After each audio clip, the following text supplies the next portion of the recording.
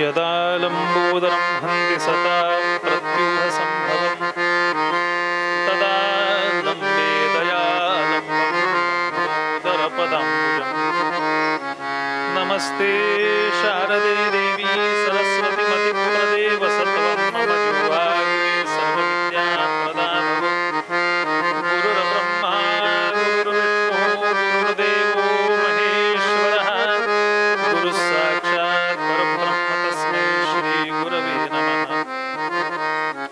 श्रुतिस्मृतिपुराणानाम् आलयं करुणालयं नमामि भगवत्पादं शङ्करं लोकशङ्करं शङ्करं शङ्कराचार्यं केशवं बादरायणं सूत्रभाष्यकृतं वन्दे भगवन्तौ पुनः पुनः। भरतकुलभक्ति भावरसानन्दपरिणता सारे जगदखिल मोहन कले जय जय रंगाधिदेवते देवी योऽन्तः प्रविश्य मम वाचमिमां प्रसुप्तां सञ्जीवयत्यखिल शक्तिधरस्वधाम्नाम् अन्यांश्च हस्तचरणश्रवणं त्वगादीन् प्राणान् नमो भगवते पुरुषाय तुभ्यम्। मनोजवं मारुततुल्यवेगं जितेन्द्रियं बुद्धिमतां वरिष्ठं वातात्मजं वानरयूथमुख्यं श्रीरामदूतं शरणं प्रपद्ये। माता रामो मत्पिता रामचन्द्रः स्वामी रामो मत्सखा रामचन्द्रः सर्वस्वं मे रामचन्द्रो दयालुर्नान्यं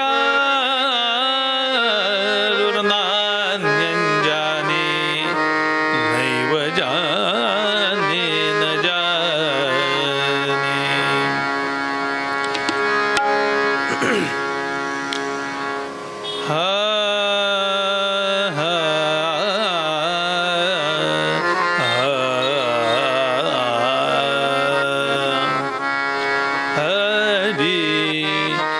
जय जय राम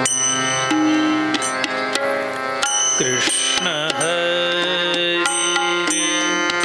हरि जय जय राम।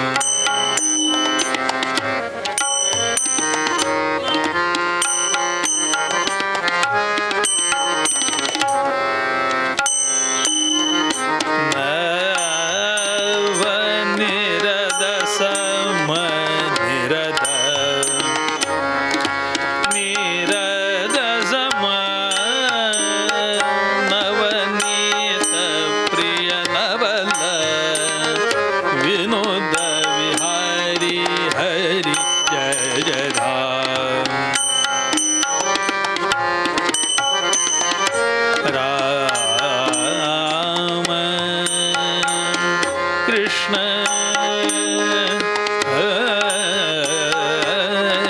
हरि हरि जय जय राम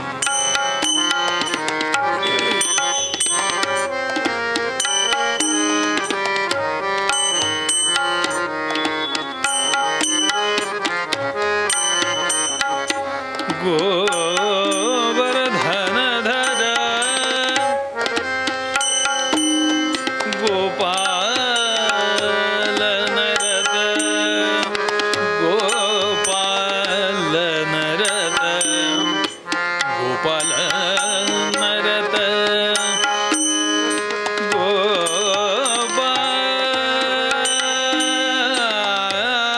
गोपाल नरद गोकुल संकट हरि हरि जय जय राम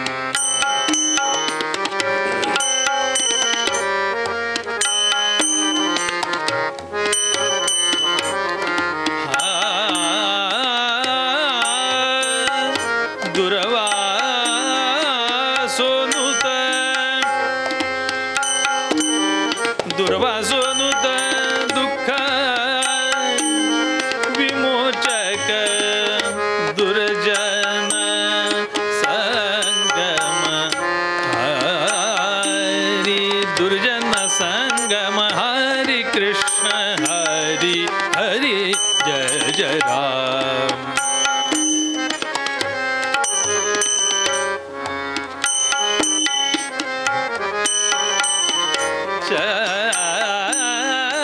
शरणागत दीना शरणागत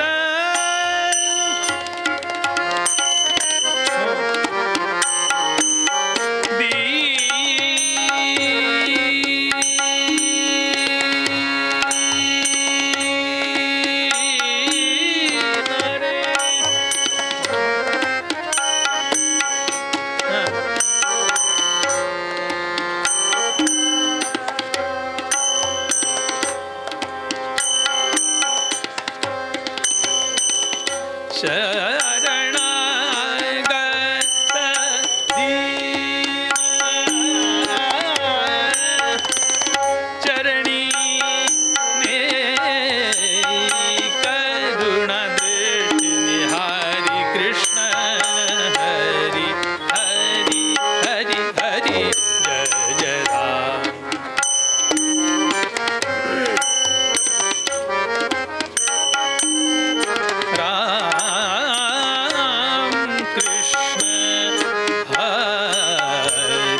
हरि जय हरि जय जय राम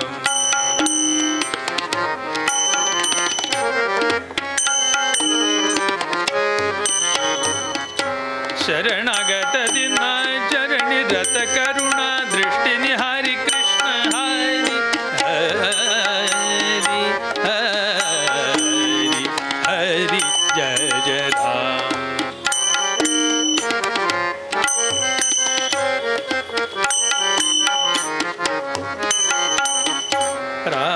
राम कृष्ण हरि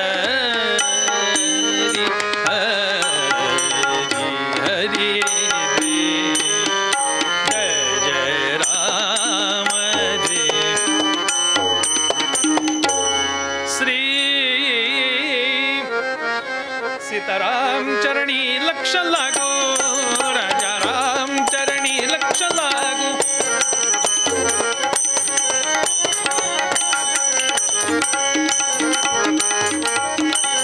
राजा राम सीता राम बालकृष्ण चरणी लक्ष लागो रे राजा राम चरणी लक्ष लागो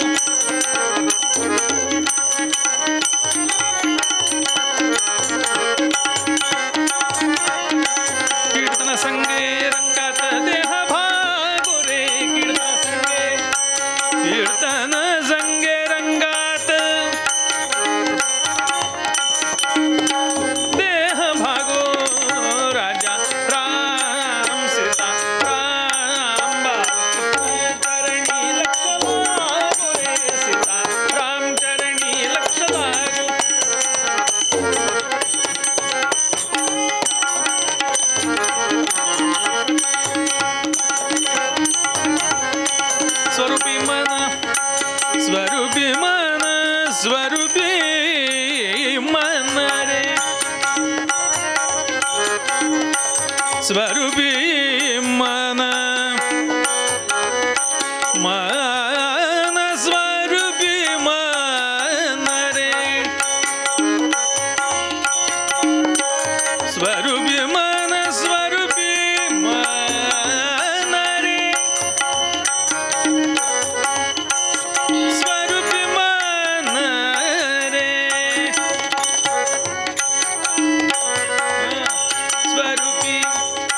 स्वरूपी मन हे लाविता सौख्या हो कामक्रोधाधिक जाती निज धाम हो राजा राम चरणी लक्ष लागो चरणी लक्ष लागो चरणी लक्ष लागो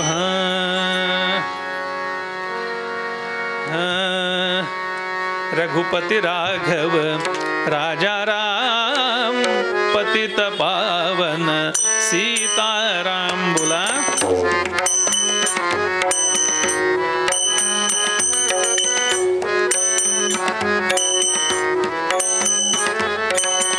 रघुपति राघव राजा राम पतित पावन सीताराम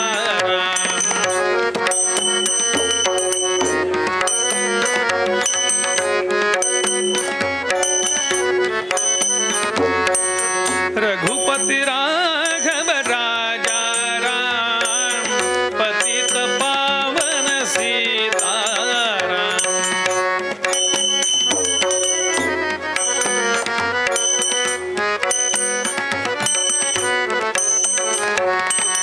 रघुपति राघव राजा राम पतित पावन सीताराम बोला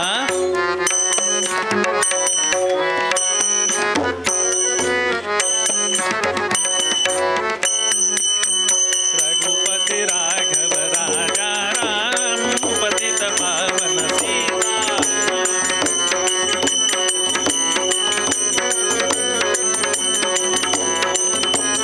रघुपति राघव राजा राम पतित पावन सीताराम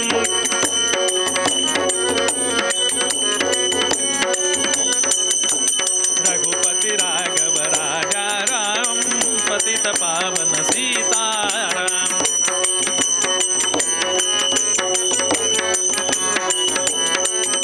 राजाधिराज रामचंद्र महाराज की नमः पार्वती पते हर हर हर अवधूत चिंतन श्री महारुद्र हनुमान की आर्य सनातन वैदिक हिंदू धर्म की मंगल मूर्ति मोरया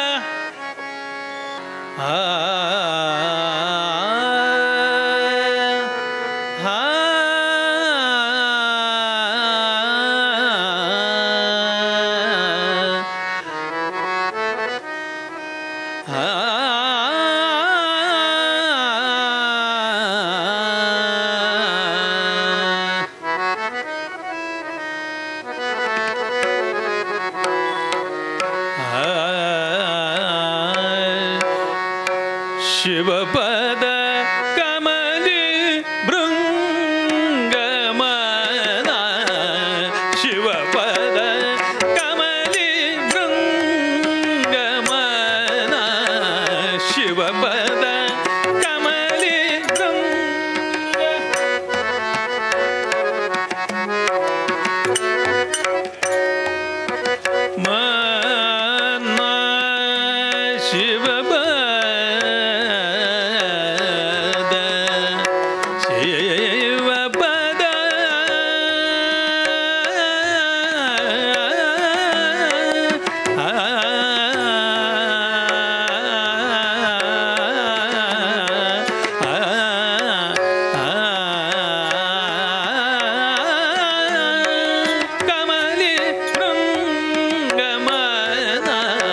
शिवपद कमली शिवपद कमली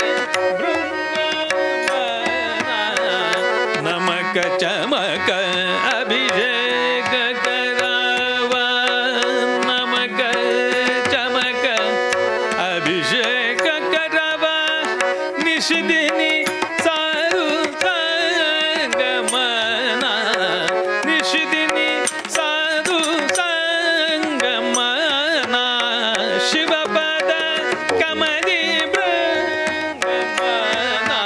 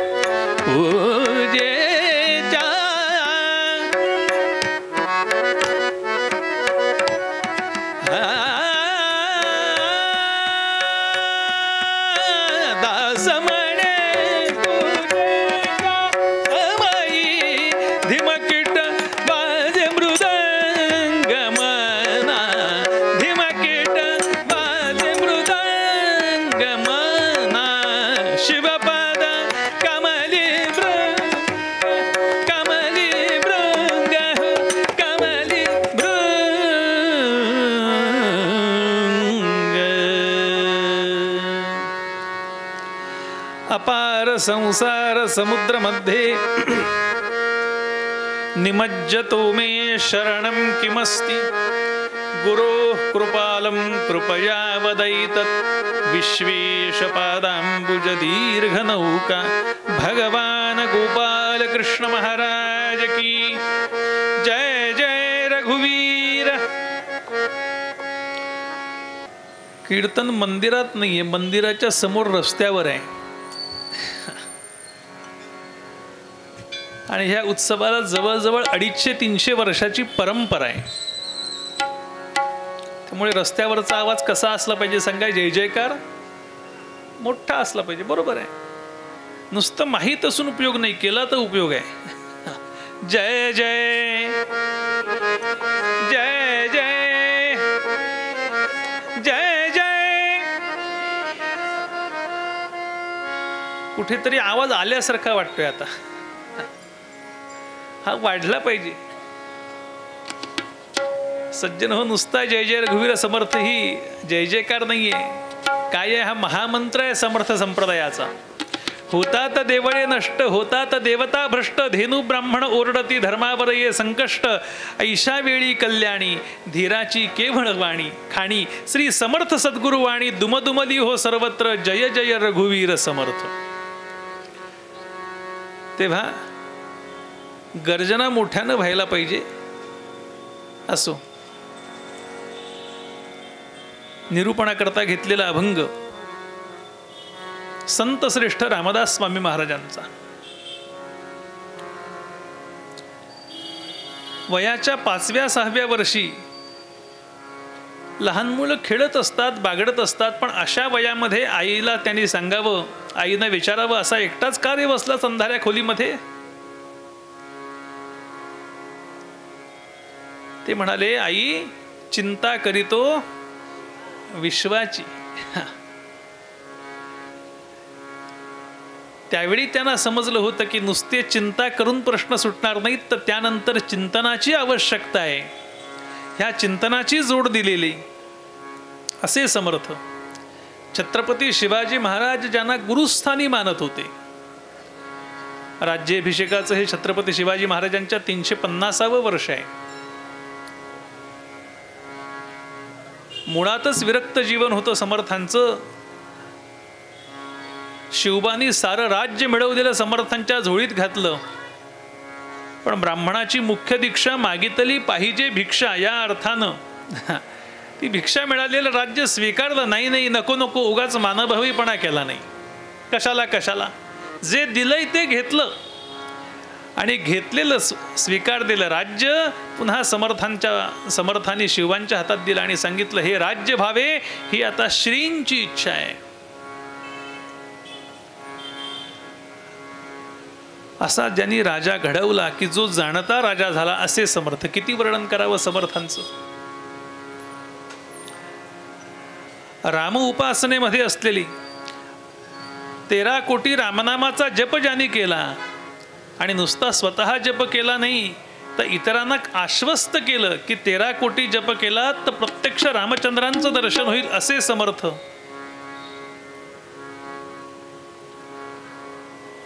रामोपासक कट्टर, ज्यांनी पंढरपूरला गेल्यावरती म्हणावं, येथे का रे उभा श्रीरामा मनमोहन मेघश्यामा, काय केली शरयू गंगा येथे आणली चंद्रभागा, काय केले वानर दळ अवघे मिळविले गोपाळ, काय केले धनुष्य बाण इथे हाता कमरेवरती कर ठेवून उभा आहेस, असं विठोबाला विचारणारे समर्थ। पण आज आपणाला शिवोपासनेचा मंत्र देतात। बा मना काय करशील? शिवपद कमली भृंग, मना शिवपद कमली भृंग।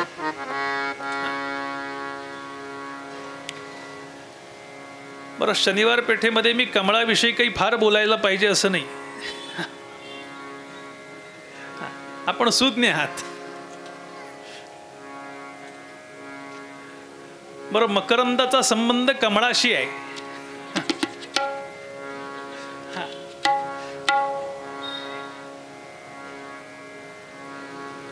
असं ते मनाला उपदेश करतात. बा मना काय करशील? शिवपद कमली भृंग, शिवाच्या पदी पदकमलाशी भृंग होऊन राहा. कुणीतरी चिकित्सक श्रोता प्रश्न विचारेल की रामोपासक असून सुद्धा इथे शंकराची उपासना का सांगतात? याचं उत्तर पुष्पदंत कवी देतात महिम्न स्तोत्रामध्ये. रुचीनाम वैचित्र्याम द्रुज कुटिल नाना पथजुषाम नृणाम हि काय आहे, वेगवेगळ्या रुची जरी असल्या तरी सुद्धा मार्ग वेगवेगळे भिन्न असले, वेगवेगळ्या प्रकारचे पदार्थ खाल्ले, कुणी डोसा खाईल, कुणी थालीपीठ खाईल, कुणी पराठा खाईल, कुणी भातच खाईल, कुणी काय बटाटे वडा खाईल. आमच्या साहिल सारख्याला जिलेबी आवडते, जिलेबी खाईल.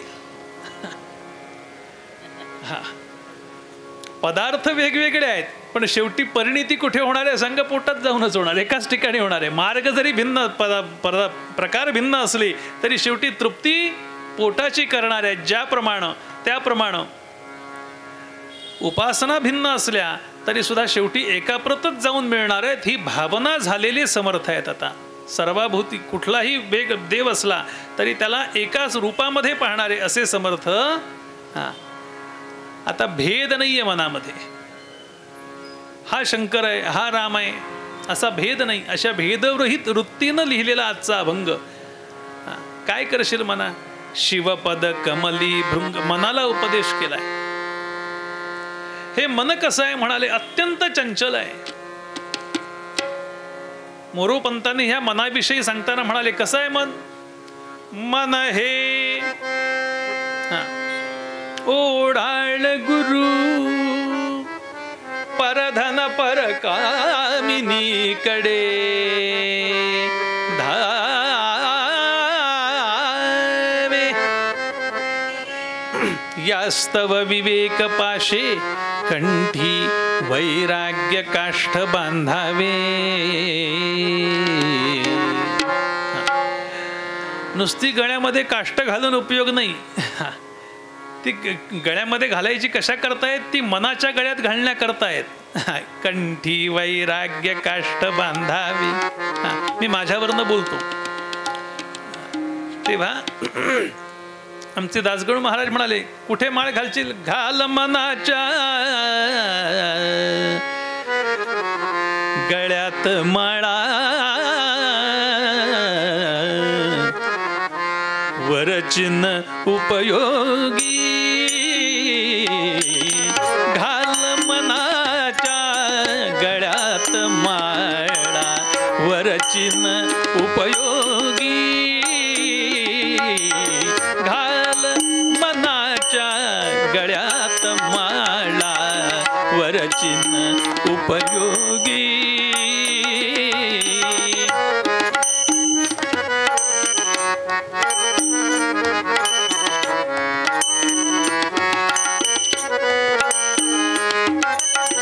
घाल मनाच्या गळ्यात माळा, वरचिन्ह उपयोगी.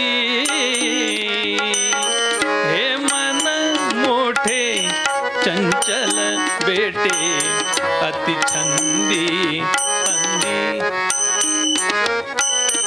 म्हणून काय करशील म्हणाले बाबा? घाल मनाच्या गळ्यात माळा, वरचिन्ह उपयोगी.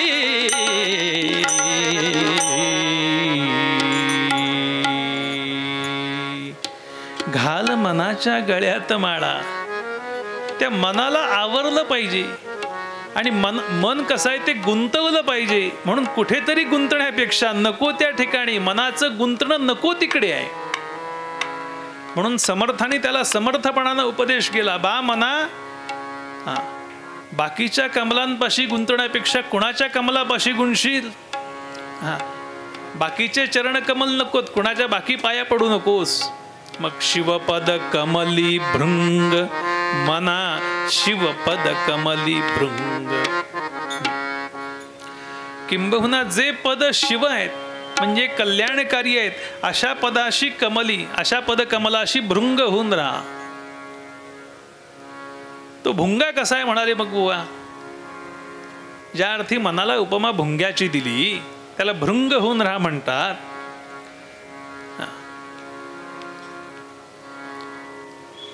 कवी म्हणाले कसा आहे हा भुंगा. रात्रिर्गमिष्यति भविष्यति सुप्रभातम. हा नेहमी भविष्याचा विचार करणार आहे म्हणाले. भास्वान उदेष्यति हसिष्यति पंकजश्री. तो विचार करतो काय आता सूर्य उगवेल आणि भविष्यामध्ये कमळ फुलेल. फुलेल ना. भास्वान उदेष्यति हसिष्यति पंकजश्री इत्थं विचिन्तयति कोशगते द्विरेफे. हा हंत हंत नलिनी गजमुज्जहार.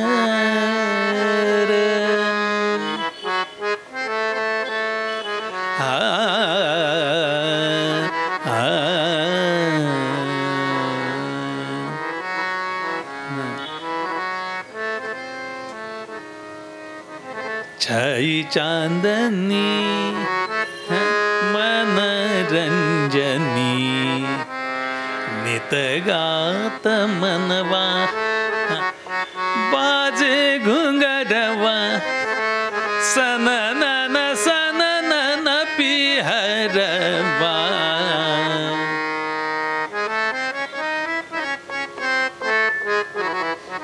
छाई चांदनी मनरंजनी.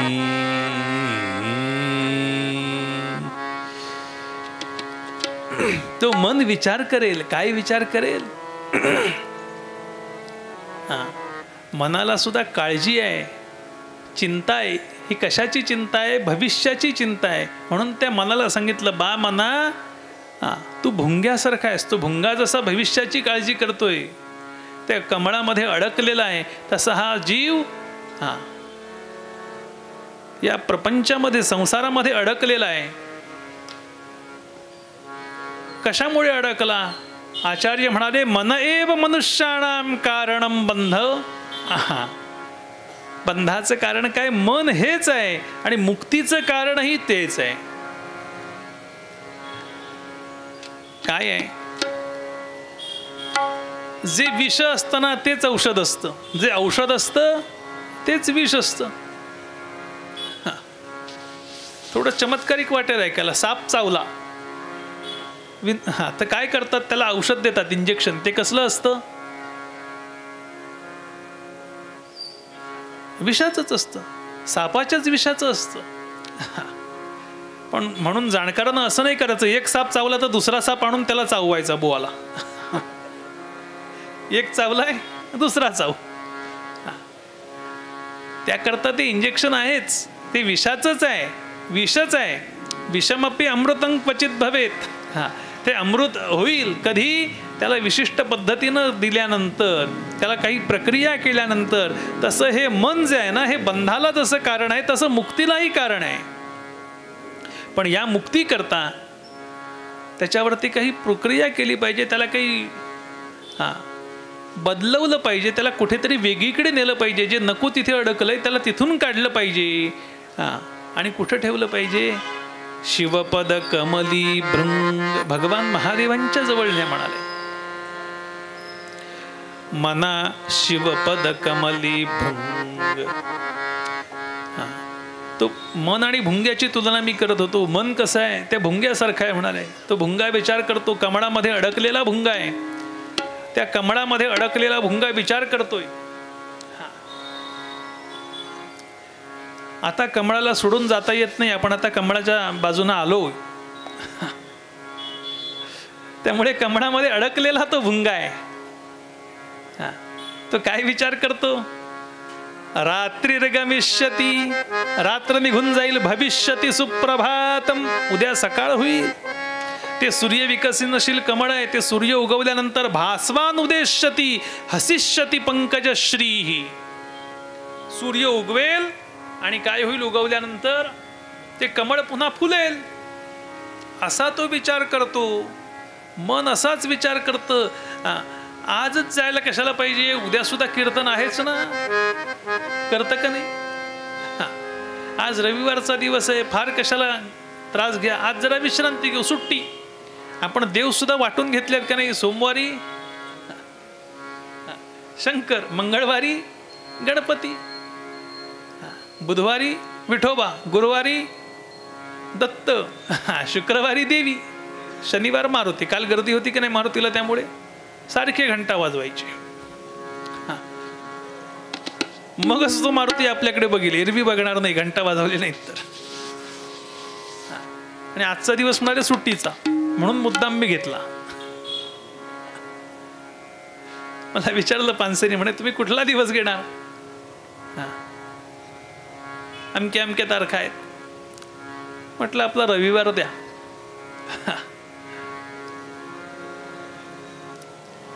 गमतीचा भाग सोडून द्या, पण असा विचार हे जसा तो भुंगा करतो तसं मन करतं. भविष्यति सुप्रभातम, कधीतरी चांगला वेळ येईल, त्यावेळी आम्ही पुन्हा अध्यात्म चिंतनाला लागू. पण असा विचार करणारा तो भुंगा सुद्धा सूर्य उगवेल असा विचार करणारा. इत्थम विचिंतयति कोशगते द्विरेफे, तो भुंगा असा विचार करतो. आणि होतं काय, एखादा हत्तीचा कळप येतो, पाण्यामध्ये जलक्रीडा करण्याकरता उतरतो आणि जाता जाता सोंडेला चाळा म्हणून ते कमलपुष्प खुडतो आणि बाहेर फेकून देतो. त्या कमळामध्ये भुंगा आहे, त्याला सोडून जाता येईल का नाही? कमळ वास्तविक तोडायचं म्हटलं, पोखरायचं म्हटलं तर कसा आहे तो सांगा? सुभाषितकार म्हणाले, दारुभेद निपुणोपी षडंगरी, पण तो निष्क्रियो भवती पंकज कोशी. लाकूड पोखरण्यामध्ये पटाईत असलेला असा भुंगा, पण तो गुंतला कोवळ्या कमळा माझारी, तो कमळामध्ये गुंतून राहिला. माऊली सांगतात, तो असं का गुंतून राहिला?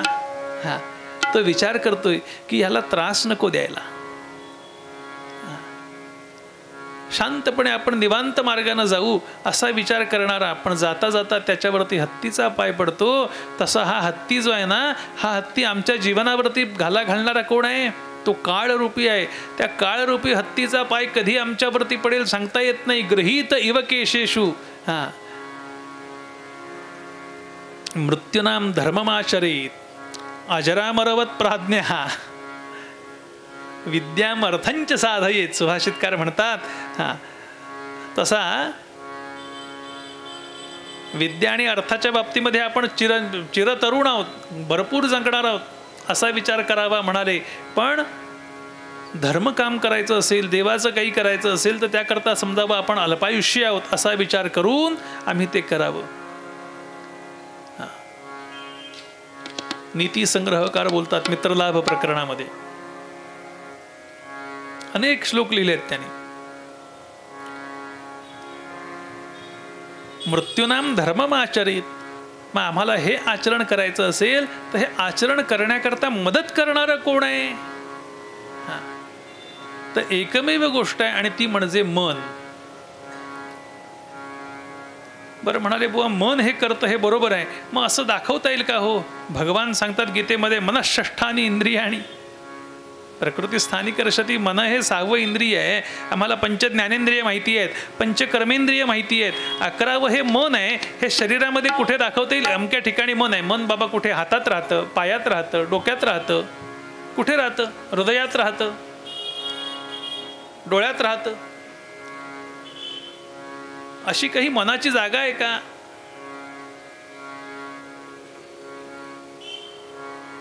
अमक्या ठिकाणी मन आहे, पण त्याचा आकार असा आहे असं काही सांगता येतं का? मी एका माझ्या डॉक्टर मित्रांना विचारलं, ऑपरेशन करणारे तज्ज्ञ आहेत. त्यांना म्हटलं हार्टची सर्जरी करता, कुठे काय आणखीन काय असेल तर ते कापता भाग शरीराचे सगळे, त्यात कुठं मन नावाचा अवयव दिसला तर सांगा, कुठे कसा दिसतो? तो आतच आहे ना. मग तो कसा आहे, कसा दिसतो असा नाही दाखवता येत. ते म्हणाले असं काही हार्टमध्ये नाही, कुठं डोक्याचं ऑपरेशन केलं हां त्याच्यात दिसला नाही, कुठेच दिसला नाही. पण हां आमचे आचार्य सांगतात मन कुठे आहे. म्हणाले आजच्या विज्ञानाला अजून ते सापडलेलं नाही. असे अनेक गोष्टी आहेत की विज्ञानाला नाही सापडल्या. पण आचार्य बोलतात हे मन आहे कुठे. आचार्य म्हणाले कुठे आहे मन. मनोपी भ्रूमध्ये, त्या भ्रूमध्यामध्ये मन आहे. म्हणाले सकलमपि नत्वा कुलपथम सहस्रारे पदमे सहरहसी पत्या विहरसी. योगशास्त्राचा विचार करता करता हे कुठे येतं. म्हणाले हे भ्रूमध्यामध्ये मन आहे. मनोपी भ्रूमध्ये सकलमपि नत्वा कुलपथम सहस्रारे पदमे. वरती सहस्र कमळांचं असं जे सहस्राधार चक्र आहे. सहरहसी पत्या विहरसे, असं हे कुठे मन आहे. आचार्याने सुरुवात केली महिमूलाधारे कमपि मणिपुरे हुतवहम स्थितम स्वाधिष्ठाने हृदि मरुतम आकाशमुपरी. मनाची जागा सांगतात. हृदि मरुत आकाशमुपरी मनोपी भ्रूमध्ये सकलमपि नत्वा कुलपथम सहस्रारे पदमे सहरहसी पत्या विहरसे. अशा ठिकाणी हे मन आहे. म्हणून आमचे महाराज काय म्हणाले मन इंद्रियांचा राजा, मन इंद्रियांचा, मन इंद्रियांचा, त्याची सर्व भावे पूजा, त्याची सर्व भावे पूजा. मन इंद्रियांचा राजा, इंद्रियांचा राजा, मन इंद्रियांचा राजा, त्याची सर्व भावे पूजा. मन कसं आहे. म्हणाले इंद्रियांचा राजा आहे. आणि असं राजा असलेलं जे मन आहे त्या मनाला उपदेश केला समर्थानी. बा मना काय करशील शिवपद कमली भृंग मना. कारण मन एकच अशी गोष्ट आहे. माऊली म्हणाले सगळ्या संतांनी मनाला उपदेश केला, समर्थानीच केला असं नाही. 204 श्लोक मनाकरताच दिले आहेत.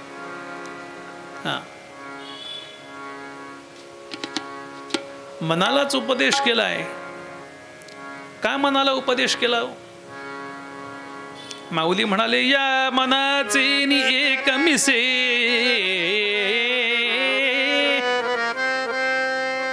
या मनाचे एक मिसे,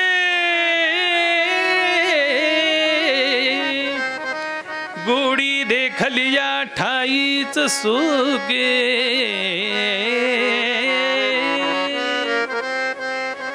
एकदा का एखाद्या विषयाची गोडी लागली की हे मन कुठे राहतं. त्या विषयाच्या मागेच राहतं. मग नको त्या विषयांमध्ये अडकवण्यापेक्षा या मनाला चांगल्या विषयापाशी अडकवूया. म्हणून मनाला सांगतात बा मना कुठे जाशील शिवपद कमली भृंग मना, शिवपद कमली भृंग.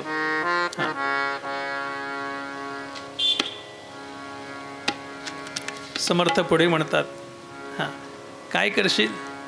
नमक चमक अभिषेक करा, निषिदिनी साधू संग मना. आज अनायसे प्रदोष आहे. द्वादशी संपून त्रयोदशी लागली सूर्यास्ताला. त्यामुळे आज प्रदोषाचा उपवास अनेक लोकांचा असेल. त्यामुळे हा मुद्दाम विषय निवडला. आणि महारुद्र जो मारुती रामदास, तो महारुद्र सुद्धा कसा आहे सांगा बघूया. तो मारुती त्या रुद्राचा 11वा मी महारुद्र. अंजनीला सांगितलं. आपण ते चरित्र ऐकलंय. जन्माच्या वेळी ऐकलं असेल, मध्ये कुठे ऐकलं असेल. तो 11वा रुद्र असलेला असा हा मारुती. त्यामुळं मारुतीच्या समोर त्या शिवाचं शंकरांचं थोडंसं गुणगान करू. आणि मारुतीला आवडतं कोणाचं नाव. रामाचं. आणखीन कोणाला आवडतं ते नाव. शंकरांना आवडतं. पण शंकरांना जसं रामाचं नाव आवडतं तसं रामाला सुद्धा शंकराचं नाव आवडतं. आणि म्हणून रामानं ज्याची स्थापना केली त्याला म्हणतात रामेश्वर, रामाचे ईश्वर म्हणून रामेश्वर. मग ते नाव म्हणजे मारुतीला रामाचं नाव आवडतं आणि रामाला पुन्हा शंकरांचं नाव आवडतं आणि शंकराला पुन्हा रामाचंच नाव आवडतं. असा परस्परांचा संबंध लक्षात घेऊन आज मुद्दाम हा निरूपणाकरता घेतलेला अभंग. आजचा दिन प्रदोष आणि प्रदोषाला शंकराविषयी बोलावं म्हणून. नमक चमक अभिषेक करावा. कशाचा अभिषेक करावा भगवंताला? भगवंताला रुद्र फार आवडतो. त्या रुद्रामध्ये काय आहे? नमक आहेत. नमन चमे. आधी देवाला नमन करायचे आणि मग मागायचे. अगोदरच मागायचं नाही जाऊन त्याच्याजवळ, मला हे दे मला ते दे असं अगदी नाही. आधी काहीतरी नमन कराल का नाही? आधी काहीतरी द्याल का नाही? कारण देवाची रीत अशी आहे, काय आधी तो काहीतरी घेतो आणि मग देतो. म्हणून नामदेवराव सुद्धा म्हणाले, काय म्हणतात? घेसी तेव्हा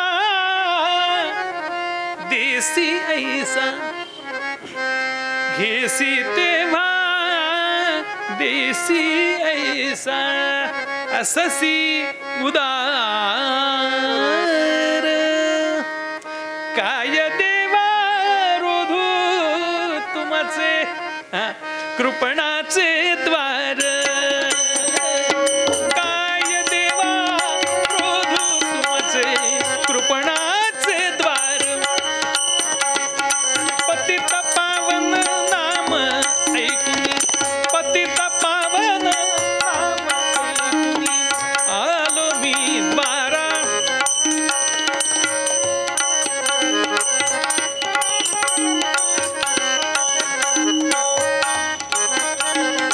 पतित पावन नहोसी म्हणून जातो माघारा.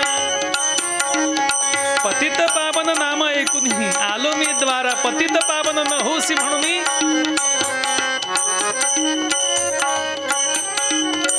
नामदेवराय म्हणतात, तू कसा आहेस म्हणाले? तू घेतल्यानंतर देणार आहेस. पतित पावन नाम ऐकून आलो मी द्वारा.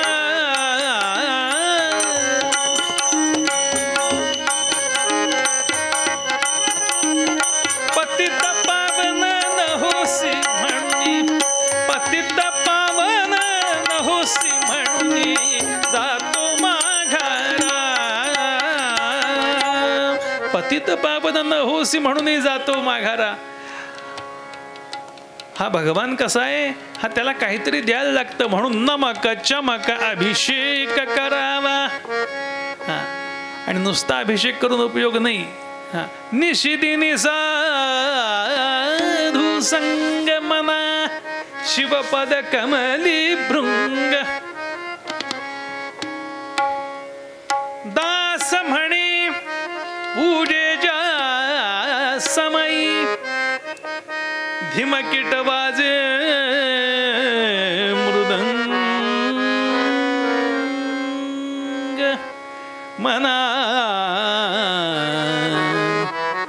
शिवपद कमली भृंग.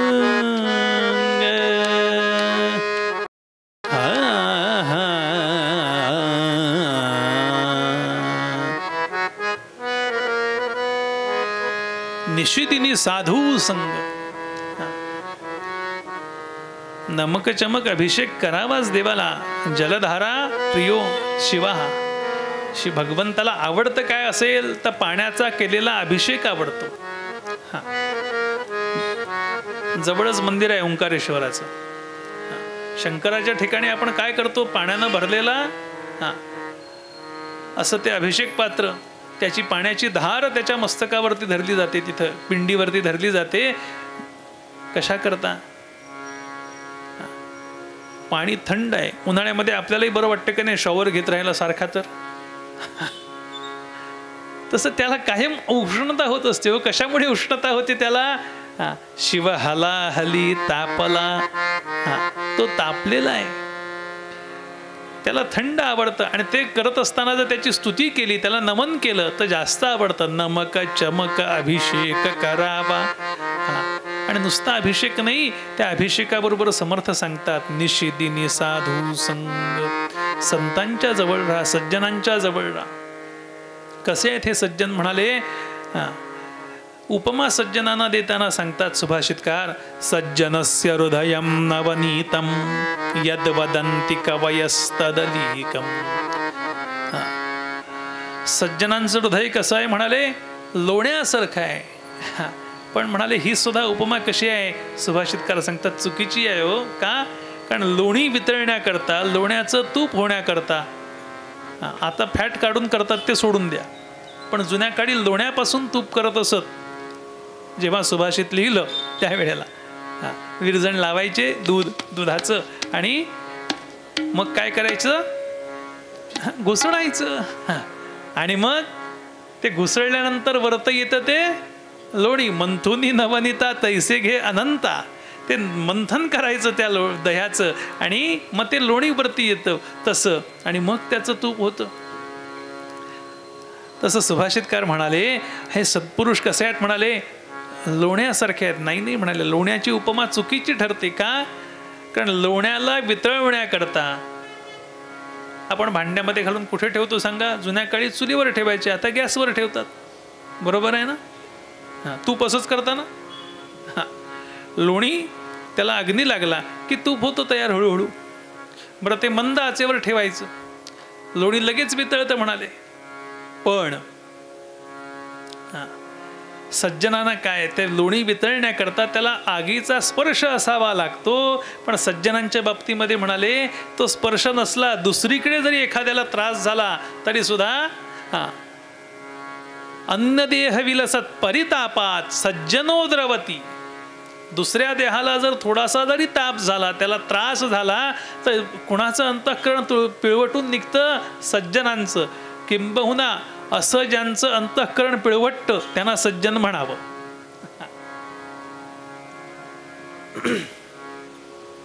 अन्य देह विलसत परितापात सज्जनो द्रवती नो नवनीतम. नवनीत नाही तसं वितळत म्हणाले, लोणी नाही वितळत, त्याला प्रत्यक्ष उष्णता द्यावी लागते. पण सज्जनांना दुसऱ्याला झालेला ताप पाहून सुद्धा त्यांचं अंतःकरण पिळवटतं. असा हा सज्जनांचा महिमा आहे म्हणाले.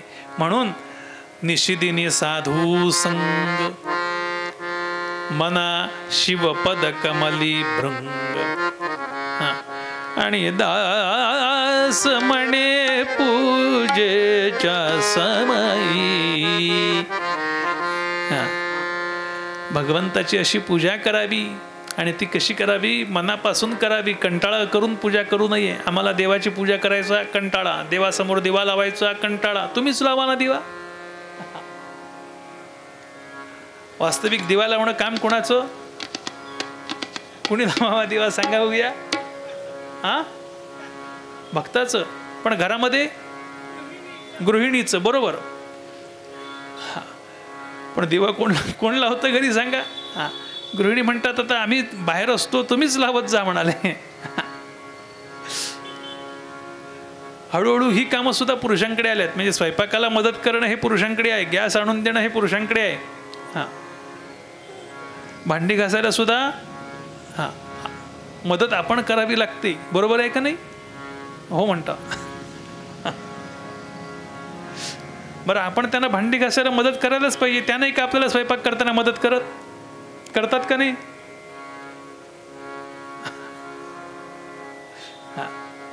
तसं अन्य देह विलसत परितापात सज्जनो द्रवतीनो नवनीतम.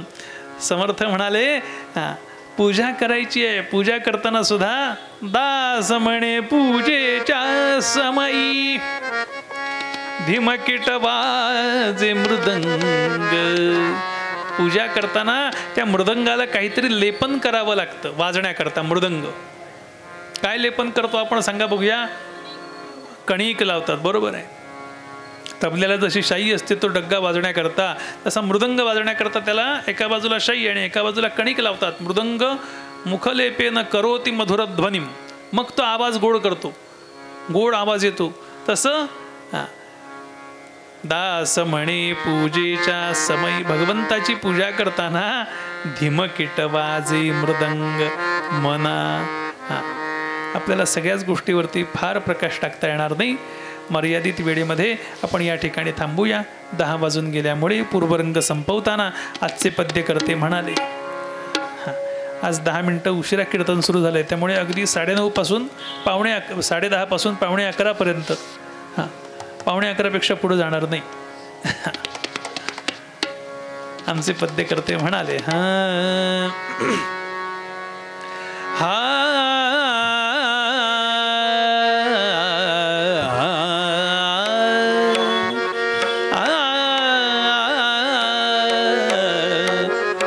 शिवपद कमली भृंगमना, शिवपद कमली शिवपद कमली भृंगमना, शिवपद कमली भृंग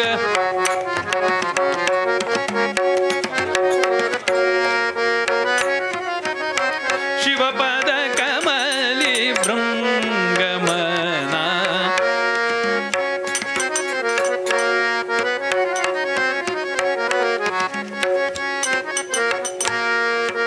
मना शिवपद कमली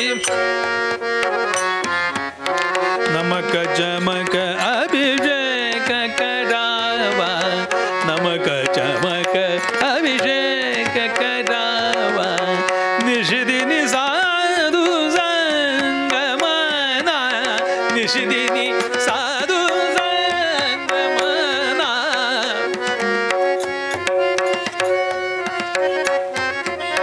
निषदिनी साधू संगमना, शिवपद कमली भृंगमना, शिवपद कमली भृंग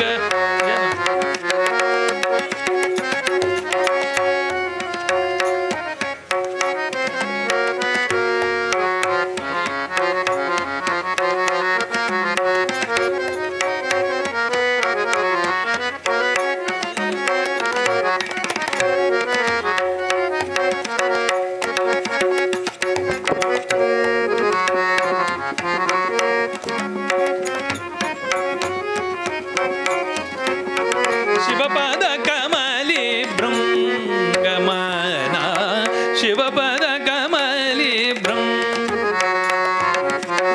दास म्हणे पूजेच्या समयी,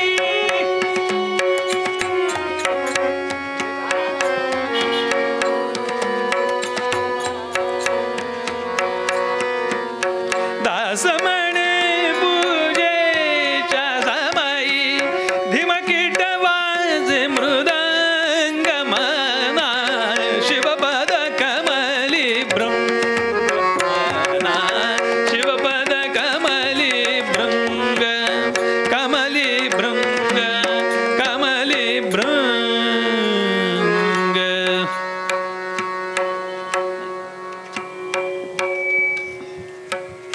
कीर्तनाच्या पद्धतीप्रमाणे 2 मिनिटं नाम आणि उरलेल्या वेळामध्ये कथाभाग पाहायचा आहे. नाम कसं घ्याल? छान आता ताड बसा, हातानं जोरानं टाळी वाजवा आणि मुखानं दुप्पट आवाजानं नाव घ्यायचं. म्हणाले बुवा प्रत्येक कीर्तनकार सांगतो टाळी वाजवा, टाळी वाजवा, नाम घ्या, नाम घ्या. आम्ही कधी कधी नाम घेतो, दोन्ही गोष्टी एका वेळेला होत नाहीत, त्या व्हायला पाहिजेत. फक्त नुसतीच टाळी वाजवली तर नाही चालत, नुसतंच नाम घेतलं तर तरीही नाही चालत. ठीक आहे म्हणाले हे, पण टाळी का वाजवायची? आमचे बारामतीकर म्हणजे मोरोपंत उत्तर देतात. बारामती कीर्तनामध्ये शब्द आला की कोणाला आठवायचं? मोरोपंतांना. हा, मोरोपंत म्हणाले, काय म्हणतात? टाळी पिटाळी दुरिते विघ्ने ही पिटाळीते,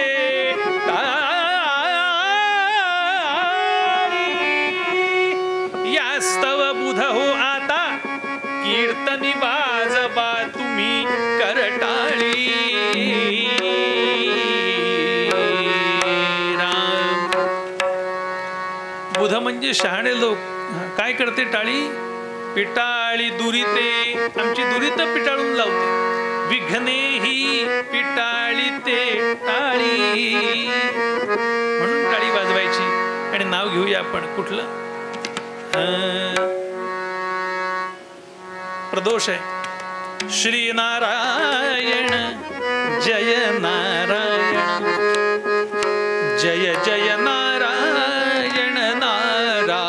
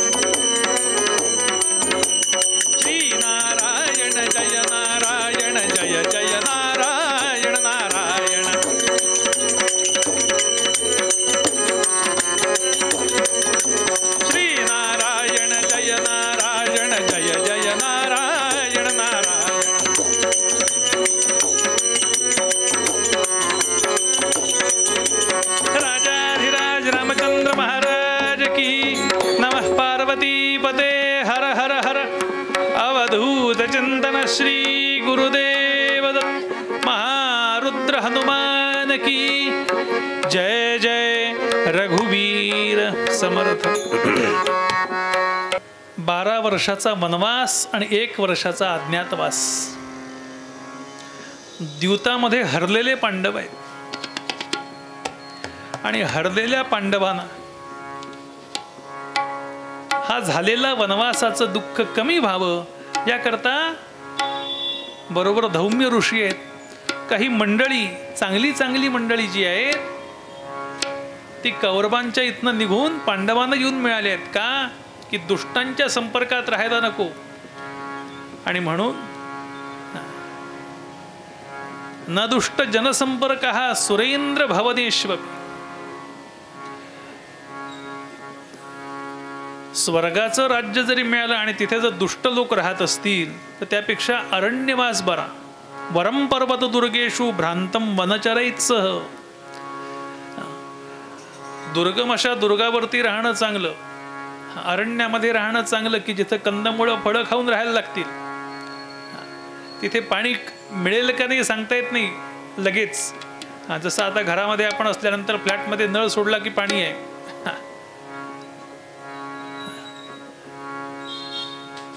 किंवा स्टोअर केलेलं पाणी असेल, तसं तिथे पाणी नाही आहे. कुठे पाणी आहे, त्या पाण्याचे प्रपात कुठे असतील, झरे कुठे असतील, अशा ठिकाणी जाऊन राहायचं, शोधायचे फार अवघड आहे. पण म्हणाले ते चालेल कधी जर सज्जनांचा सहवास असेल तर. आणि म्हणून ही सगळी मंडळी, काही चांगली जी मंडळी होती, पांडवांबद्दल प्रेम होतं, ही सगळी मंडळी कुठे आली होती? अरण्यामध्ये आली. आणि इकडं त्या द्रौपदीला त्रास होतोय. हे सगळं कशामुळे झालं? कशामुळे झालं? कशामुळे झालं म्हणाले? याचं कारण एकच आहे. या जुगाराचं व्यसन असलेले हे आमचे पतिराज यांच्या या नादानपणामुळे हे झालंय सगळं. विकल भाई तब मन में रोवत, विकल भाई तब मन में रोवत राजा द्रुपद कुमारी. विकल भाई तब मन में रोवत, विकल भाई तब मन में रोवत, विकल भाई तब मन में रोवत, विकल भाई तब.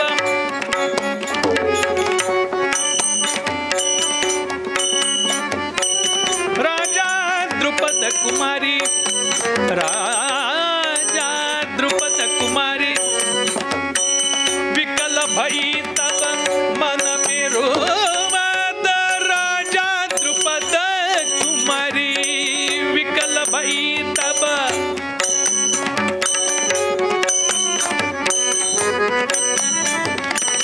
कर्म गति है वैसी विलसत. भगवंताची प्रार्थना करते आहे. कर्म गति है वैसी विलसत, कर्म गति है, कर्म गति है.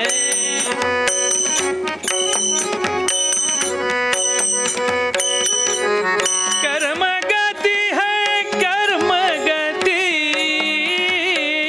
है.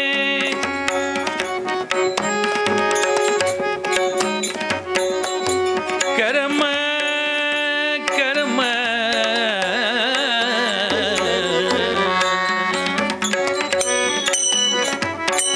कर्म गति है वैसी विलसत, कर्म गति है वैसी विलसत. क्या करूं किसन मुरारी, क्या करूं किसन मुरारी.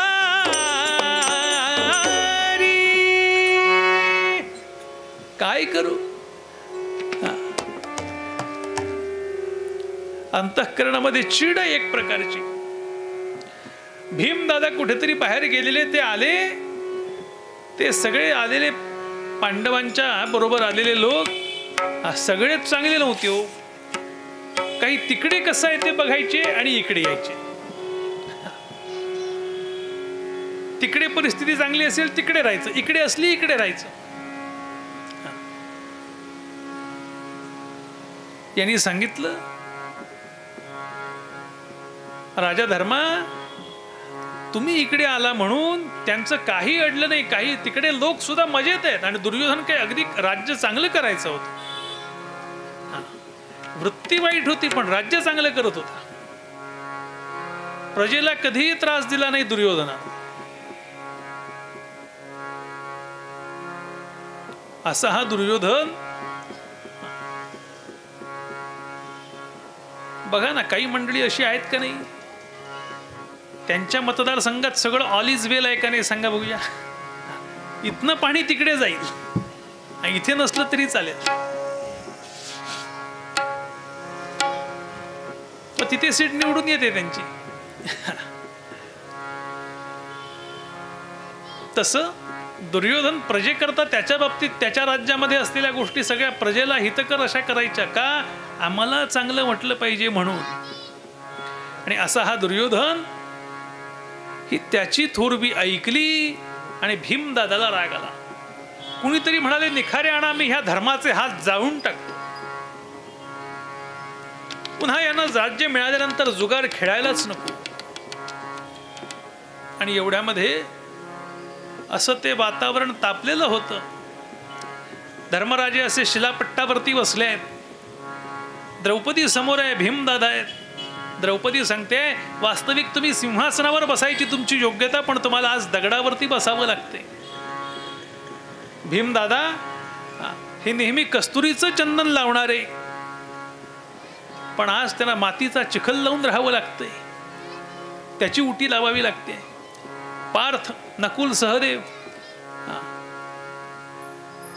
यांना धनुष्य बाणाचा उपयोग झाडावरच्या वाळलेल्या फांदा तोडण्याकरता करावा लागतोय. हे कशामुळे झालं असं बोलणं चाललंय. आणि एवढ्यामध्ये कानावरती आवाज आला, पायी कडावा चट चट करीती, पायी कडावा चट चट करीती, पायी कडावा.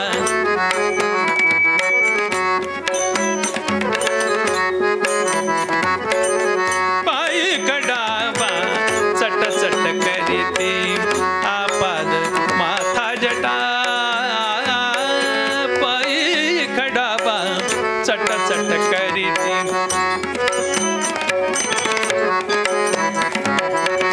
पायी कडावा चट चट करीती, आपाद माथा जटा, पायी कडावा.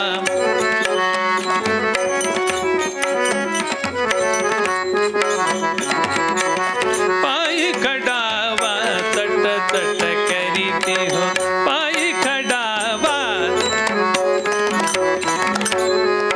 त्या पायांच्या खडावांचा आवाज ऐकला आणि एकदम बोलणं थांबलं.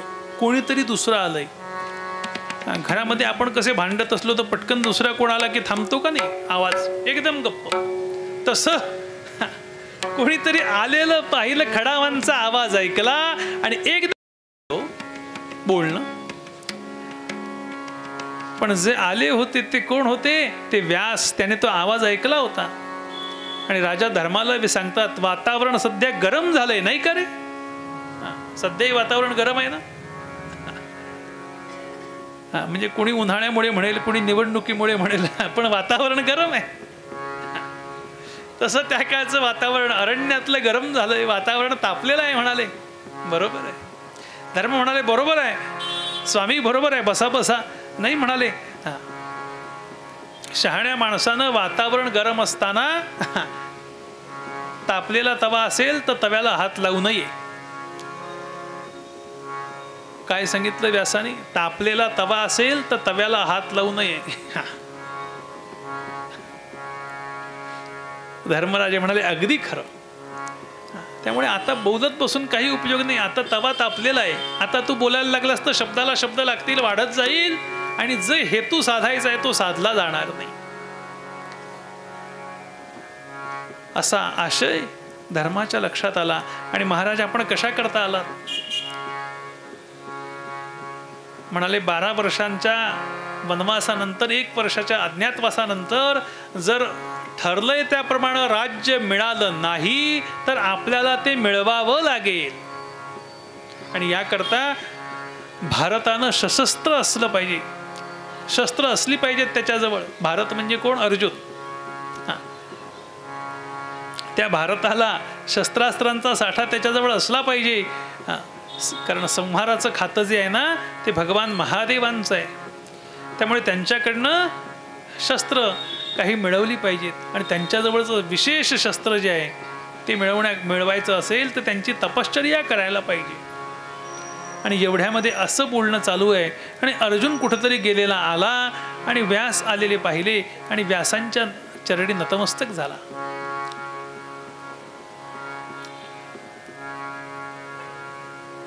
धर्मराजे म्हणाले, जर हे आणायचंच असेल, असं करायचं असेल तपश्चर्या, तर मी जातो. राजा राजानं राज्य करायचं असतं, तपश्चर्या करण्याकरता राजानं जायचं नाही. राजानं प्रजेचं हित कसं आहे ते पाहावं. राजा जर तपश्चर्याला निघून गेला तर राज्य कोण करणार? त्यामुळे राजा तू तपश्चर्या करायची नाही. भीमदादा म्हणाला, मी जाऊ का? भीमा, तू ते सहज करशील रे, पण सध्या तुझी नियुक्ती नाही त्या कामावरती.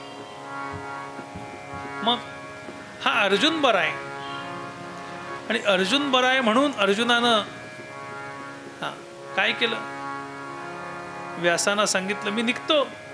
आणि निघाला. कसा निघाला? हो, प्रथम धौम्या चरणासी नमन केले. प्रथम धौम्या चरणासी नमन केले. सवे धर्माभिमासी बंदिले. प्रथम धौम्या चरणासी नमन केले. प्रथम धौम्या चरणासी नमन केले. सवे धर्माभिमासी बंदिले.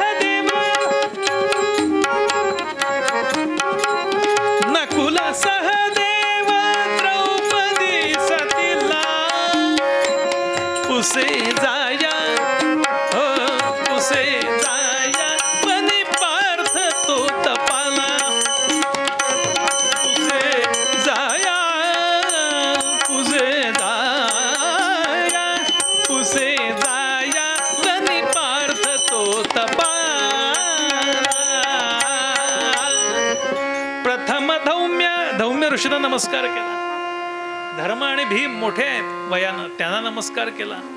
नकुल, सहदेव आणि द्रौपदी यांना सांगितलं आणि थांबला नाही, निघाला लगेच तपश्चर्ये करता. कुठे आला? इंद्रकील पर्वताच्या ठिकाणी आला. इंद्रकील समासाद्य ततो तिष्ठत धनंजय.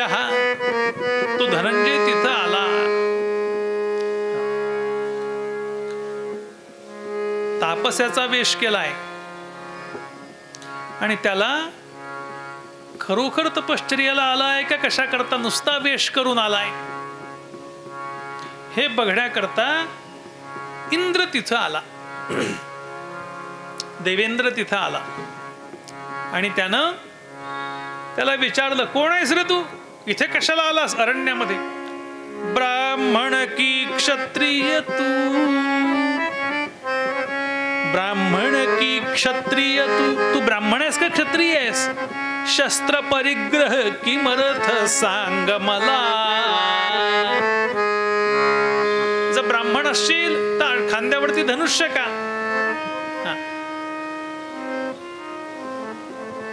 आणि क्षत्रिय आहेस असं समजावं धनुष्यावरनं, हा तर खाली पंचा नेसलायस. ब्राह्मण की क्षत्रिय तू, शस्त्र परिग्रह की मरथ सांग मला.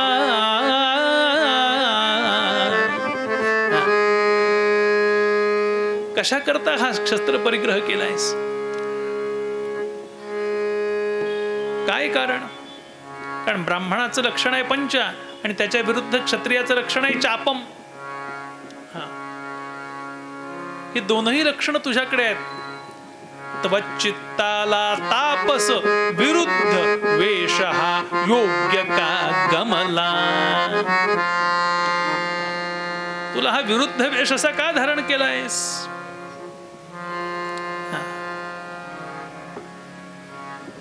काय कारण आहे? अर्जुन सांगतोय तेव्हा अर्जुन म्हणाला वनी बंधू भोगती क्लेशा लेशहीन सौख्य तयाला. वनी बंधू भोगती क्लेशा लेशहीन सौख्य तयाला. वनी बंधू भोगती क्लेशा. माझे भाऊ म्हणाले अरण्यामध्ये क्लेशामध्ये क्लेशहीन सौख्य तयाला. वनी बंधू भोगती क्लेशा क्लेशहीन सौख्य तयाला.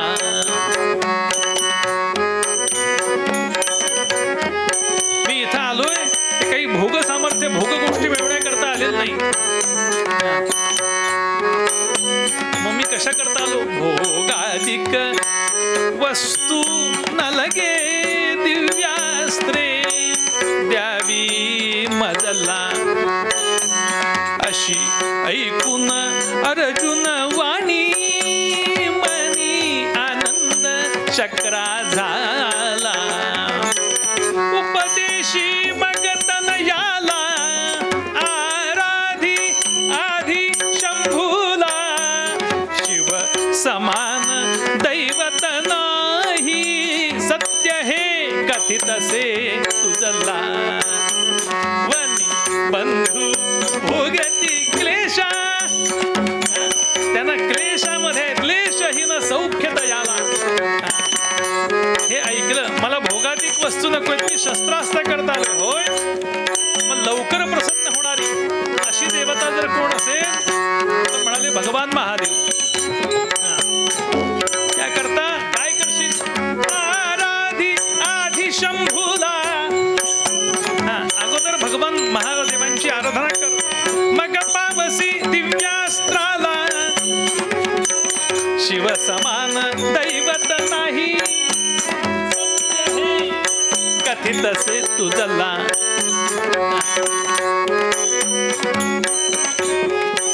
आणि असं ऐकलं आणि अर्जुन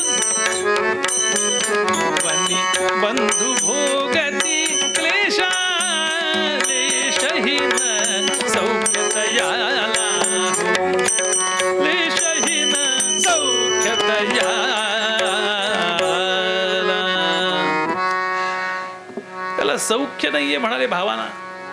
आणि म्हणून मी या करता इथं तपश्चर्य करता आलोय. होय मग लवकर प्रसन्न होणारी देवता महादेव आणि त्यांच्या तपश्चर्याला आराधी आधी शंभूला. आधी भगवान महादेवांची आराधना कर, मग पावसी दिव्यास्त्राला. मग दिव्यास्त्र मिळतील. आणि हे अर्जुनानं ऐकलं आणि तपश्चर्याला बसला. तिथली एक गुहा बघितली. जुन्या काळी माणसं तपश्चर्याला अशी पारावर बसत नव्हती. कुठे बसायची? गुहेमध्ये, अरण्यामध्ये गुहेत बसावं. माऊलींनी वर्णन केलंय 6व्या अध्यायामध्ये कुठे कसं बसावं, कशी जागा असावी वगैरे वगैरे. तसं योगाचं वर्णन करत तसं योग करण्याकरता जागा कशी असावी, ध्यान करण्याकरता जागा कशी असावी, उपासना करण्याकरता जागा कशी असावी. तिथेच पाण्याचे प्रपात पाहिजेत, कन्नमुळं फळं मुबलक खाता यायला पाहिजेत, हिंस्र श्वापदांचा त्रास असता कामा नये, फार उष्ण फार थंड वातावरण असता कामा नये, गरम असलं तरी पंखा लावायला लागतो आणि थंड झालं तर पांघरूण घेऊन झोप लागते. हां, त्यामुळे समशीतोष्ण असावं वातावरण तिथलं. अशी जागा त्या अर्जुनानं त्या इंद्रकील पर्वतावरची निवडली आणि तिथल्या गुहेमध्ये तपश्चर्याला बसला. कसा बसला? फलपर्ण जलाशला, पहिल्यांदी फल खाल्ली. फलपर्ण जलानिलाशनानि प्रविहाय क्रमशः तपस्यतोस्य. पहिल्यांदी फळं खाऊन राहायला लागला. फळं म्हणजे झाडावरची तोडून नाही, गाडीवरनं विकत आणून फ्रूट डिश नाही, मग सहज पिकलेली जी काही फळं खाली पडतील ती फळं खायची. काही उपासक कसे असतात, ती पडलेली फळं जमिनीवर पडली तरी घेत नाहीत, ती पडता पडता जर मिळाली तरच खायची. कारण जमिनीला स्पर्श झाला की ते दोषयुक्त झालं. कुठले तरी किडे त्याच्यामध्ये जातात, काहीतरी असू शकतं, सरपटणारं जनावर त्याला चाटून जाऊ शकतं. त्यामुळे ते वरून पडलेलं फळ घ्यायचं, आपोआप पिकलेलं, आणि तसंच झेलता आलं तर घ्यायचं, तोडायचं नाही. अशी फळं खायला लागला अर्जुन. पण कालांतरानं तेही बंद केलं. आणि मग वाळलेली पानं पडायची ती घ्यायची. म्हणजे फळं खातात माहितीये, पानं कशी खातात? आता गुंजेचा पाला नाही का खात? तुम्ही कोकणामध्ये आलात, कोकणामध्ये तर अशी लहान लहान मुलं असतात ना, ती मंडळी काय करतात, आता करवंदाचा सीझन असतो, त्या करवंदाच्या झाडीला अशी पिकलेली म्हणजे तयार म्हणजे कोळीच पानं असतात, पण ती तांबूस अशी असतात. ती पानं खाल्ली तर छान लागतात. कधी गेलात कोकणामध्ये आता मे महिन्यात तर मुद्दाम खाऊन बघा ती पानं, अशी पानं. ती कोणी माकडानं वगैरे उडून टाकली असेल झाडीतनं काढून तर ती खावीत. गुंजेचा पाला वगैरे असा तो पाला खावा. कालांतरानं पानं खाणंही बंद केलं. मग फलपर्ण जल पियायला लागला, पाणी पियायचं. मग अनिलानी अशनानी प्रविहाय क्रमशः, नंतर नुसता वारा, विशिष्ट पद्धतीनं प्राणायाम करावा. रामचंद्रांना आणि लक्ष्मणाला वसिष्ठांनी विश्वामित्रांनी ही विद्या दिली आहे, बला आणि अतिबला, की नुसत्या प्राणायामाच्या साह्यानं अन्न पाण्याशिवाय राहता येतं. तसं अर्जुन राहायला लागला साधनेच्या जोरावरती, आणि अशी उपासना करतोय.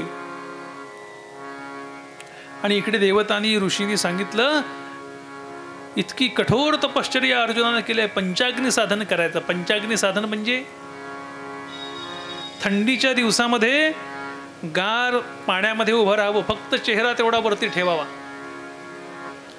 उन्हाळ्यामध्ये चारही बाजूला अग्नी आणि वरनं पुन्हा ऊन असं राहावं. आपल्या जवळ अग्नी असा पेटवायचा, हे जसे तबला पेटीवाले बसलेत इथे अग्नी पेटवायचा, इकडे अग्नी, मागे अग्नी, वरनं सूर्य, आणि तिथं तशी तपश्चर्या करावी. असं पंचाग्नी साधन करायचं. इतकं उग्र तप केलं. आणि असं हे उग्र तप केलेलं पाहून भगवान कैलासपती कैलासनाथ मनामध्ये विचार करतात, आता आपण त्याला वर देण्याकरता निघालं पाहिजे. ऋषीमुनी सर्वांनी सांगितलं, लवकर निघा. अर्जुन तपश्चर्याला बसलेला आता इतकं कठोर तप आहे, त्याच्या तपामुळे आमच्या शरीराचा दाह व्हायला लागलाय. आम्हाला आश्रमामध्ये त्रास होतो, इतकं तिथलं एनर्जी वाढलेली आहे. तपश्चर्याचा परिणाम आहे बरं. आणि हा अर्जुन तपश्चर्येकरता बसलेला त्या ठिकाणी भगवंतांनी रूप घेऊन बदलून जायचं ठरवलं. का? कारण त्यांना एका कामामध्ये 2 कामं करायची होती एका प्रगटण्यामध्ये. पहिलं काम काय? तिथे मूर नावाचा दैत्य माजला होता, त्याला मारायचं आणि अर्जुनाला वर द्यायचं. आणि म्हणून भगवान निघाले. भारत चंपूकार सांगतात, चंपू काव्य, गद्य पद्यमयम काव्यम. कसे निघाले? हे रंभगंड मदपंक विशेष कांक, हे रंभगंड मदपंक विशेष कांक, स्कंदोपवाह्य शिखिपिच्छ विलास चूडौ, भूषा नदी तटतरुच्छद क्लुप्त वस्त्रौ, कोदंडिनौ व्यरुचितां कुहना किरातौ। नमः पार्वती पते हर हर। कसे निघाले म्हणाले, भगवान मंगलमूर्तींच्या गंडस्थळावरून सोंडेतून जो मद निघणारा होता तो आपल्या अंगाला फासला, कारण भगवान कसे आहेत, कर्पूर गौर आहेत. मग भिल्लाचं रूप घ्यायचंय आपल्याला, मग त्याकरता पार्थासाठी शंकर कपटी, पार्थासाठी शंकर कपटी, भिल्लाचा मग वेशधरी, पार्थासाठी शंकर कपटी, पार्थासाठी शंकर कपटी, भिल्लाचा मग वेशधरी, सदृढ चाप शरासन शोभे, सुदृढ चाप शरासन शोभे रे, सुदृढ चाप शरासन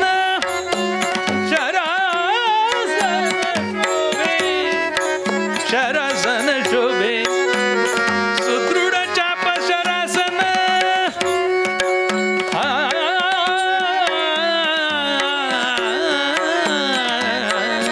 सुदृढ चाप शरासन शोभे, गजशुंडे परी जांबश्री, गजशुंडे परी जांबकरी, पार्थासाठी शंकर कपटी,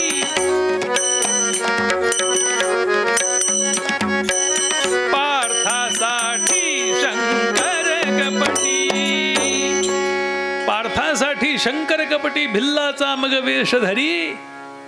भिल्लाचा वेश घेतला यानं आणि निघाला हो.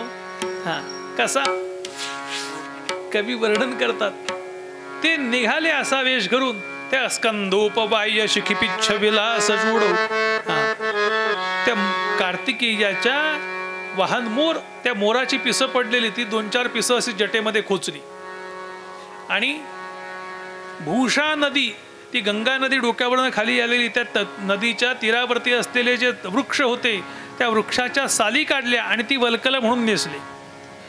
भूषा नदी तटतरु छदक्लुप्त वस्त्रौ, कोदंडिनौ व्यरुजितां कुहना किरातौ. तो किरात रूप घेतलं त्यानं.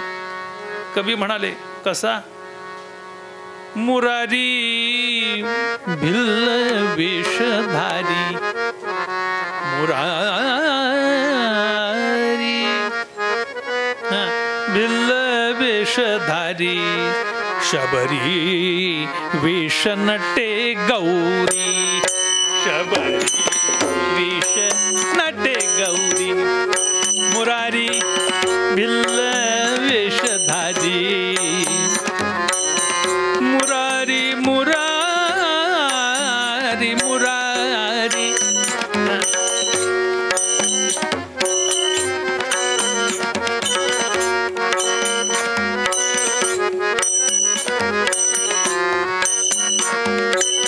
मुरारी मुरारी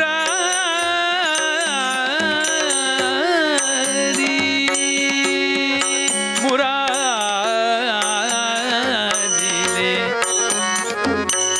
मुरारी भिल्ल वेशधारी, शबरी वेश नटे गौरी, शबरी वेश नटे गौरी. फुलांच्या गळा रुळती माळा,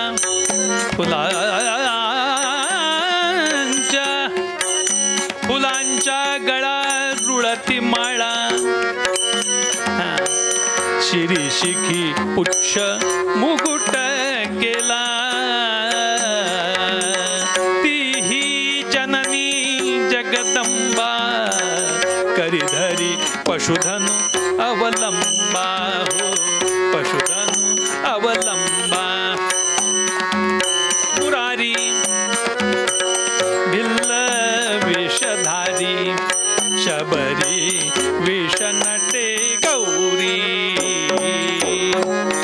वेशधारी भिल्ल वेशधारी शबरी ती भिल्लीण झाली. वेश नटे गौरी, ती गौरी निघाली त्याच्याबरोबर. भगवंतांनी असं रूप घेतलं, म्हणाले तुम्ही कुठे चाललात, मी पण येणार. तेव्हापासून पद्धत आहे, नवरा बाहेर पडला की बायको मी पण येणार म्हणून सांगणार. मी येणार, येणार तर चल, पण मला साजेसा पोशाख कर. मी नवरा धोत्रात असेल आणि बायको जीन पॅन्ट घालून बाहेर पडली तर कसे दिसेल सांगा. मग तसं साडीमध्ये मुरारी. त्यामुळे तो भिल्ल झालाय. मग ह्यानं कसं व्हायला पाहिजे, भिल्लीण व्हायला पाहिजे. नाही तर मी दागिने घालून येईन माझ्या मूळ रूपात, तसं नाही चालणार. रूप बदललं आणि भगवान आले हो. आणि त्या मूर नावाच्या दैत्याला कळलं आणि त्यानं कोणाचं रूप घेतलं, वराहाचं रूप घेतलं आणि तो लागला इकडे तिकडे पळायला. त्याला पळवत पळवत पळवत अर्जुन जिथे होता तिथपर्यंत आणला आणि असा एक बाण सोडणार तेवढ्यात त्या वराहानं चुकवून त्यांना तो बाण काय केलं, अर्जुन जिथे गुहेमध्ये तपश्चर्याला बसलेला तिथं आतमध्ये त्या गुहेत शिरण्याचा प्रयत्न करतोय. तिकडे आत अर्धा गेला. गुहेचं तोंड लहान असतं गुहेमध्ये जर गेलात. पण कधी घळी आहेत समर्थ राहायचे त्या ठिकाणच्या, रामगड वगैरे चाफळला गेलात तर आतमध्ये मोठी असते, माणूस उभा राहील अशी, पण जाताना अगदी छोटी. लोक घाबरतात जाताना घडीत. ती लहान का असायची, तपश्चर्येला साधनेला बसल्यानंतर हिंस्र श्वापद त्रास द्यायला येऊ नयेत म्हणून.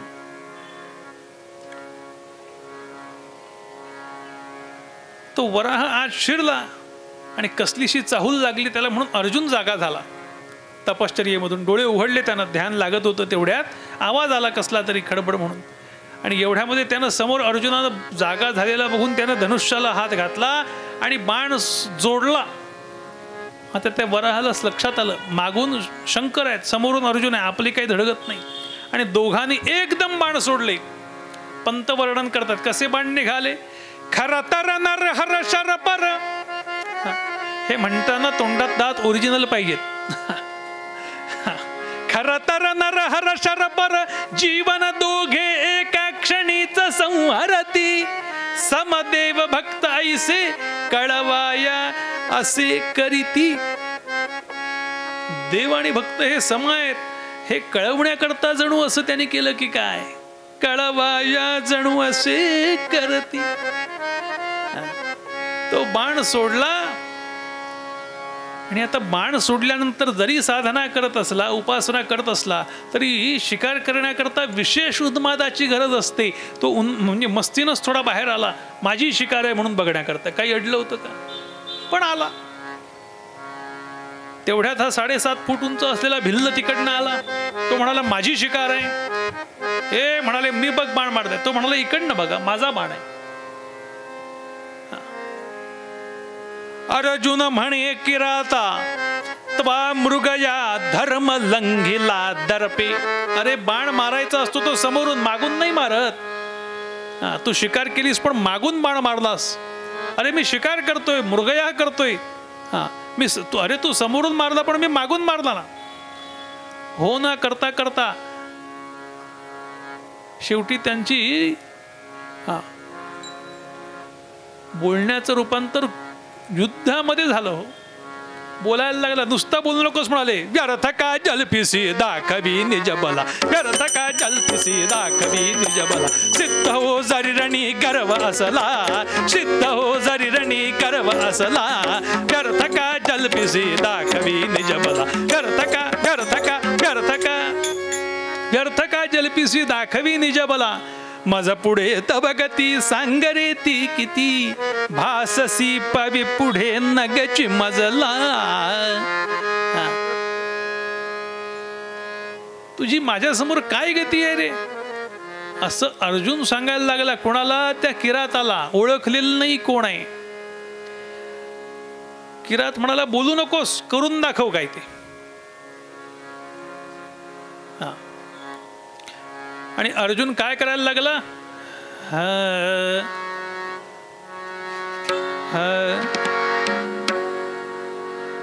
त्या अर्जुनानं एका क्षणामध्ये आता इतका चांगला धनुर्धर होता होतो.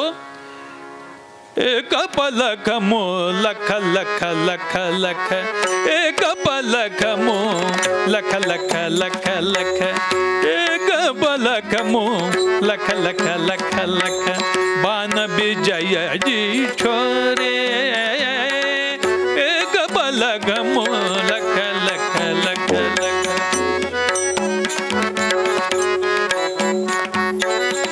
एक पलक मो लख लख लख लख, बाण विजय जी छोरे.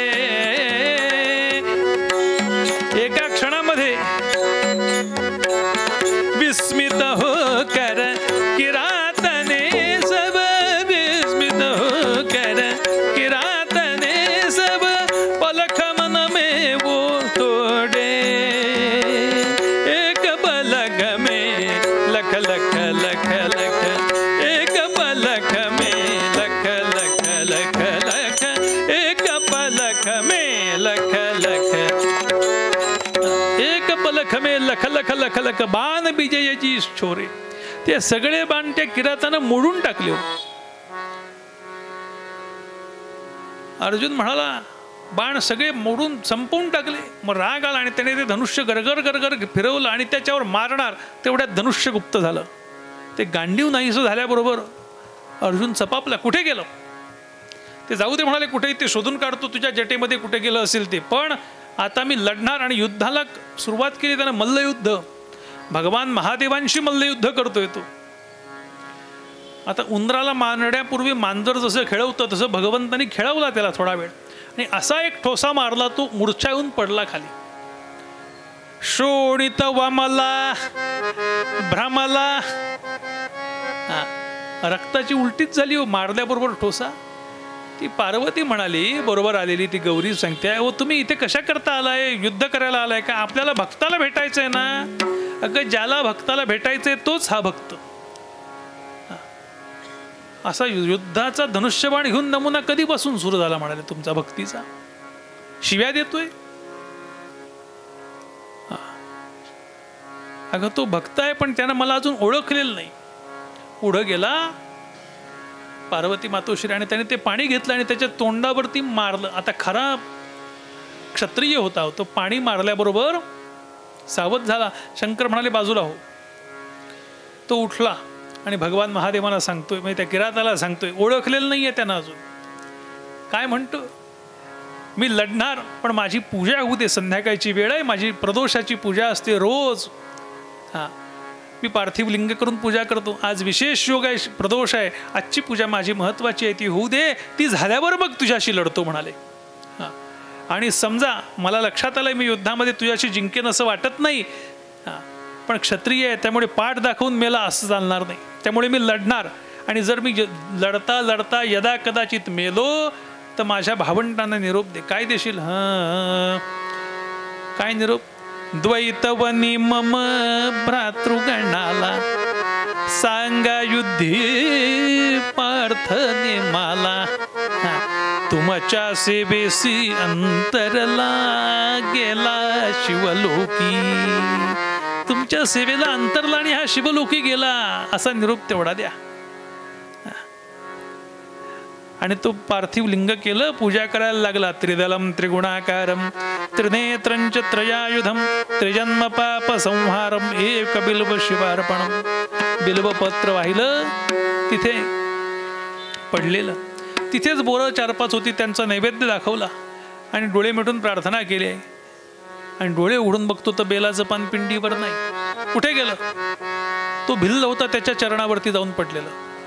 अरे माझी पानं तिथे घेतोस तू, थांब बघतोस तुझ्याकडं. आणि म्हणून दुसरं पान होतं ते घेतलं. तर बघतं तो डोळे उघडे ठेवले त्यानं, आता घे बघूया. हां, पण ते पान घातलेलं सर्रकन गेलं निघून आणि ते डोक्यावरतीच जाऊन बसलं. आणि अर्जुन विचार करायला लागला, पहिलं घेतलं असेल पण हे कसं काय गेलं. आणि आता बारकाईनं पाहतोय, आता त्याला तिथं भिल्ल दिसेना. कोण दिसायला लागला? कोण दिसायला लागला? भगवान शंकर.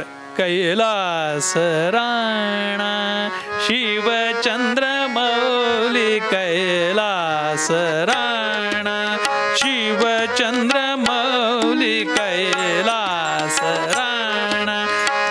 शिवचंद्र मौली फणींद्र माथा मृकुटी जडाळी फणींद्र माथा मृकुटी जडाळी कैलास राणा शिवचंद्र मौली कैलास राणा हो कैलास राणा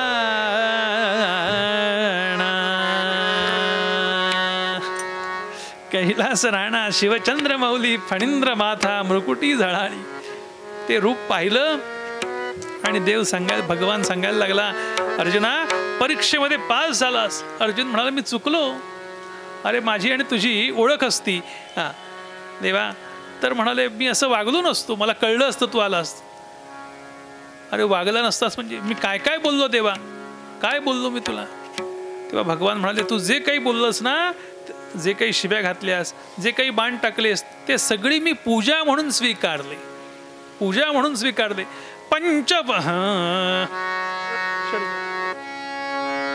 पंचवदन मदन दहन त्रिनयन शिव बोले. पंचवदन मदन दहन त्रिनयन शिव बोले. पंचवदन मदन दहन त्रिनयन शिव बोले. पंचवदन मदन दहन. देव दुष्ट वाचेने शरधनुने मुष्टीने. देव दुष्ट वाचेने शरधनुने मुष्टीने. पंचवदन मदन दहन त्रिनयन शिव बोले.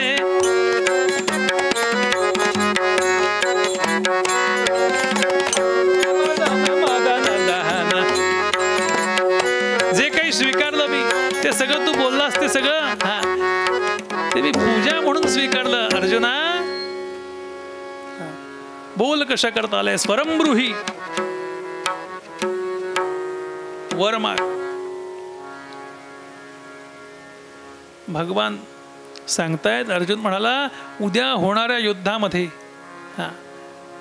माझा विजयी व्हावा याकरता मला काय द्या, तुमचं दिव्य असं असलेलं पाशुपतास्त्र मला द्या. आणि भगवान महादेवाने त्याला ते पाशुपतास्त्र दिलं. तसं आताही आपल्यावर युद्धाचा प्रसंग आहे का नाही 13 मेला. त्या युद्धामध्ये आमचा विजय व्हावा, त्या विजयाचा जसा झाला तसा आमचाही विजय व्हावा याकरता काय करावं. भैरवीचे स्वर छेडत असा शस्त्रास्त्रांनी सज्ज असलेला अर्जुन पुढे पांडवांना येऊन मिळाला. बाकीच्या देवतांनाही याला सहाय्य केलं. तेव्हा समर्थ म्हणतात तो विजय व्हावा तर काय कराल. शिवपद कमली भृंग मना. शिवपद कमली भृंग. चमक चमक अभिषेक करवा. निषदिनी साधू संग मना. शिवपद कमली भृंग. या ठिकाणी बरेच वर्ष मी कीर्तना करता येतोय. आमचे पानसे महेशराव आम्हाला बोलावतात मोठ्या प्रेमानं. त्यामुळं ही अनेक लोकांच्या सेवेनं पावन झालेली अशी गादी आहे. ही माझी जागा आहे. इथे बडी बडी मंडळी, बडे बडे गायक, बडे बडे उपासक या ठिकाणी येऊन काम करून गेलेले आहेत, कार्य करून गेले आहेत. आता ते नाहीत कर्वे गुरुजी. 1-1.5 वर्ष झालं ते नाही म्हणून. त्यांची कन्या या ठिकाणी येते. अशी बरीच साधक मंडळी ह्या ठिकाणी येऊन त्या मारुतीसमोर सेवा करून गेलेले आहेत. त्या ठिकाणी सेवा करायला मिळाली. आणि तुम्ही श्रोते जगदीश मूर्ती तेथे माझी वित्पत्ती किती बुद्धिहीन अल्पमती, तरी सुद्धा मी सलगी करण्याचा प्रयत्न केला. यद रोचते तद्ग्राह्यम यद न रोचते सर्वथैव त्याज्यम इतिशम. शिवपद कमली भृंग मना. दास म्हणे पूजेच्या समयी समयी समयी दे